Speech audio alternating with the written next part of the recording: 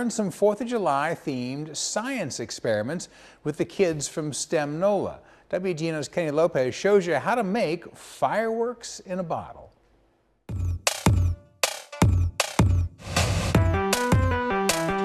Today we're here at STEM Nola's virtual studio where we're going to have some 4th of July fun. We're going to be making fireworks. Pow! Pow, bam, that's right. But these fireworks are the ones that you can make safely at home. No one wants to get burned, right? Not at all. Oh yeah, you're right. Okay, here we go. STEM Nola's senior program coordinator, Devin, Floyd, and 8-year-old kid scientist, Nadia Gaines, are teaching us how to make...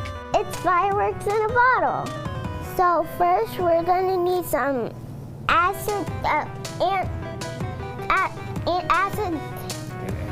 Antacid? Yeah. Alka-Seltzer, right?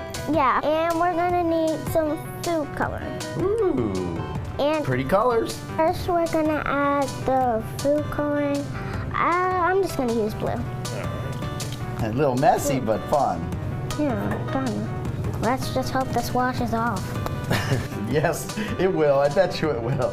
You don't want to be blue forever, like a Smurf. Yeah, I don't want to be smart. All you need is to mix food coloring, Alka-Seltzer, oil, and water. So we're adding water to stretch out the food color to act as a catalyst so the Alka-Seltzer can have more water to react with.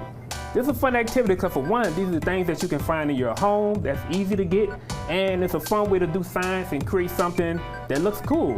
It looks like how a Sprite can would with the bubbles coming up, except the bubbles are a different color. That's a good description. Yeah. Ba-dum-bum-bum-bum. Kenny Lopez, WGNO News. And Kenny adds, if you'd like to learn how to build mini rockets and watch them blast off, STEM Nola will be hosting Rocket Day at UNO Lakefront Arena on Saturday, July 12th, and we have information on our website on how to register.